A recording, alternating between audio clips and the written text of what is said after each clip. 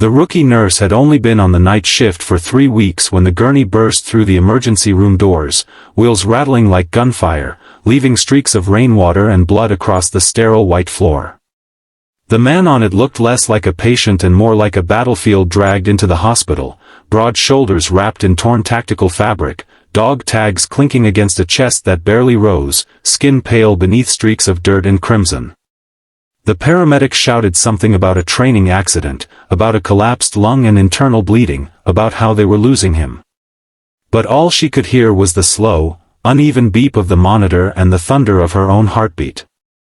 If you believe that even one act of courage can change a life, take a second right now to like this video, share it with someone who believes in second chances, comment where you're watching from, and subscribe to the channel. Stories like this remind us that kindness and bravery still exist in the darkest moments. Her name was Emma Lawson, 24 years old, fresh out of nursing school, still carrying the quiet insecurity of someone who had studied more from textbooks than from experience. She had grown up in a small town where the loudest emergency was usually a broken arm from a Friday night football game. Now she stood in a coastal military hospital, staring at a man who had survived things she couldn't even imagine. Someone whispered that he was a Navy SEAL sniper, flown in from a classified training site. Someone else muttered that his chances were slim. The senior trauma nurse barked orders, and Emma moved on instinct, her hands trembling only slightly as she cut away the remnants of his gear. Underneath the fabric were bruises blooming like dark storms across his ribs. There was a puncture wound near his side, oxygen saturation plummeting. The doctor tried to insert a chest tube, but the man's blood pressure dropped dangerously low.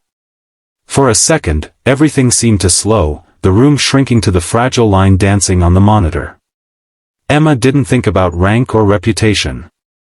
She saw only a human being slipping away. She remembered her training, positioning, pressure, oxygen flow. She leaned in, her voice steady despite the chaos around her, guiding the respiratory therapist, adjusting the ventilator settings when the numbers refused to stabilize. She noticed something others missed, a subtle shift in his chest movement, a faint asymmetry that suggested a tension pneumothorax worsening by the second. Her voice cut through the noise, not loud but certain, and the doctor paused just long enough to reassess. The needle decompression was done again, this time precisely where Emma indicated. A rush of trapped air escaped, and slowly, miraculously, the oxygen levels began to climb. Not fast, not dramatically, but enough to pull him back from the cliff's edge. The room exhaled as one. For the next 20 minutes, Emma worked as if she had been doing this for decades. She wiped blood from his eyes, revealing a scar that ran across his eyebrow like a silent story.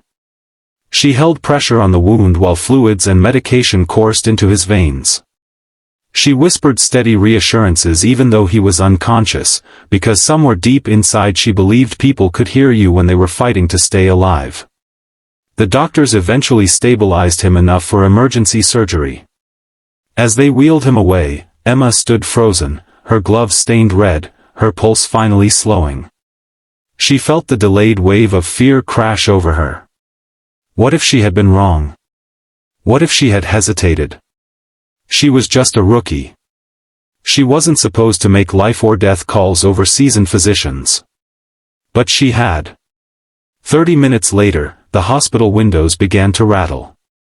At first, it sounded like distant thunder rolling in from the ocean. Then the vibration grew stronger, rattling ceiling panels and setting off car alarms in the parking lot. Staff members exchanged confused glances. Patients stirred in their beds. Emma stepped toward the corridor window just as a massive Navy helicopter descended toward the hospital roof, blades slicing through the night air with commanding authority. The sight was surreal, almost cinematic. The aircraft bore the unmistakable insignia of the United States Navy, and its landing lights bathed the rooftop in a harsh white glow. Security personnel scrambled, radios crackling. Within moments, men in uniform moved through the hallways with urgent precision. Emma's stomach tightened.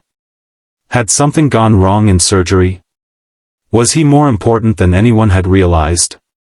A tall officer with silver streaks in his hair entered the ICU waiting area. His presence carried a gravity that silenced conversations instantly. He wasn't just another serviceman, he was someone accustomed to command. His eyes scanned the room until they settled on the cluster of nurses from the trauma bay. "Who treated Chief Petty Officer Daniel Reyes in the ER?" he asked, his voice controlled but edged with something deeper, fear, maybe. Emma felt every head turn toward her. She swallowed and stepped forward, her hands clasped behind her back as if she were the one in uniform. "I assisted the trauma team, sir." The officer studied her, taking in her youth, the exhaustion on her face, the faint smear of blood still near her wrist. For a long moment, he said nothing. Then his rigid posture softened just slightly. "I'm Rear Admiral Thomas Reyes," he said quietly. "He's my son." The words hung heavy in the air. Emma felt her breath catch. The dying sniper she had just fought to save wasn't just a decorated SEAL. He was someone's child. Someone who had waited by the phone during deployments, who had memorized the sound of helicopter blades and prayed they never meant bad news. The Admiral explained that Daniel had been part of a high-risk training exercise when equipment malfunctioned. A fall, compounded by shrapnel from a misfired charge. The situation had deteriorated faster than anyone expected. The closest trauma facility was this hospital. "He flatlined in the helicopter," the Admiral said, his voice breaking ever so slightly. "They told me it was unlikely he'd make it through the doors." Emma felt tears sting her eyes. She thought about the moment she had insisted on reassessing the chest pressure. About how close he had been to slipping away.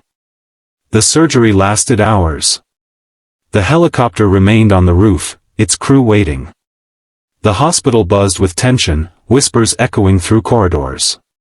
Emma finished her shift but couldn't bring herself to leave. She sat in the waiting area, still in her scrubs, staring at the double doors that separated hope from heartbreak. In those long hours, she doubted herself all over again. What if the improvement had only been temporary? What if internal bleeding was worse than they thought?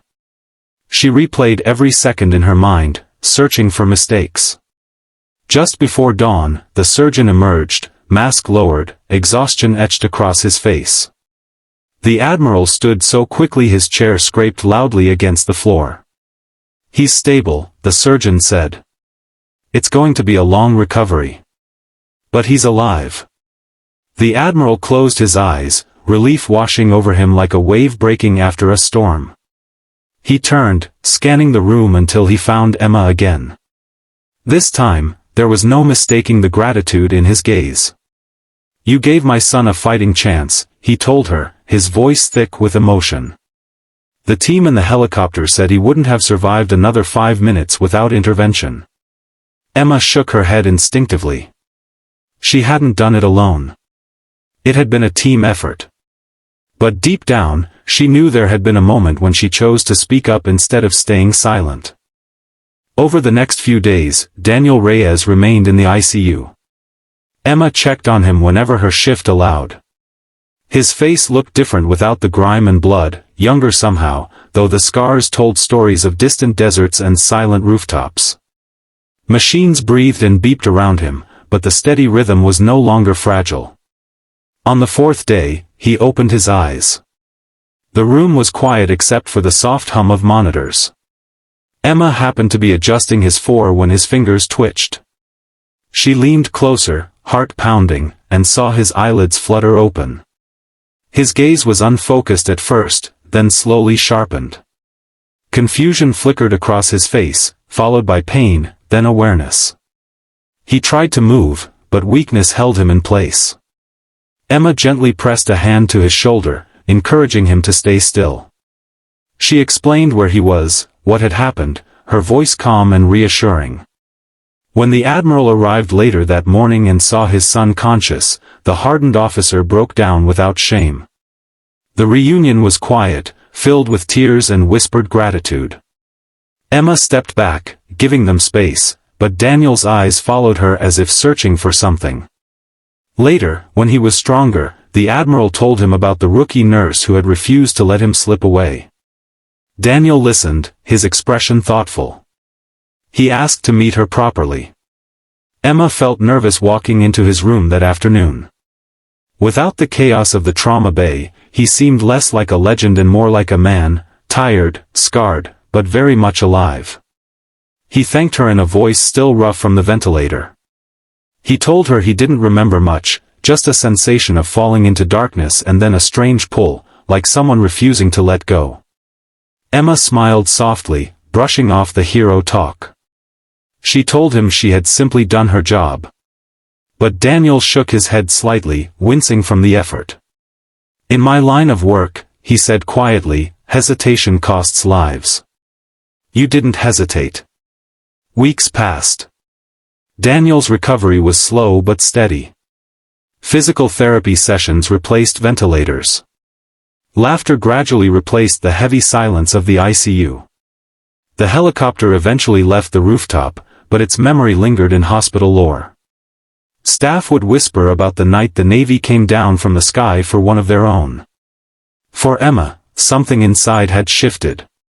She no longer saw herself as just a rookie. She had faced fear and acted anyway. She had trusted her instincts when it mattered most. The insecurity that once shadowed her steps began to fade, replaced by quiet confidence. On Daniel's final day in the hospital, the staff gathered to wish him well. The Admiral shook hands with doctors and nurses, but when he reached Emma, he paused longer. He handed her a small, folded Navy Challenge coin engraved with an eagle and anchor. This is given to those who prove themselves under pressure, he said. You earned it. Emma held the coin tightly, emotion swelling in her chest. She realized that saving Daniel hadn't just been about one life. It had been about discovering her own strength. As Daniel was wheeled toward the exit, sunlight streaming through the hospital doors, he glanced back at her. In that look was gratitude, respect, and something unspoken, the shared knowledge that in a single, terrifying hour, their lives had become forever linked. If this story moved you, if it reminded you that courage can come from the most unexpected places, please take a moment to like this video, share it with someone who needs hope, and subscribe for more real, emotional stories. Your support helps keep these stories alive. And before this story ends, I have one special request. Comment the word courage if you believe ordinary people can do extraordinary things when it matters most. Emma returned to her shift that evening, the hospital once again filled with the ordinary rhythms of illness and healing. But she walked the corridors differently now, shoulders a little straighter, heart a little steadier. Somewhere out there, a Navy SEAL sniper was alive because she chose bravery over doubt. And high above the hospital roof, though the helicopter was gone, the echo of its blade seemed to linger in memory, a reminder that sometimes, in the span of 30 minutes, a life can be saved, a family can be restored, and a rookie can become a hero.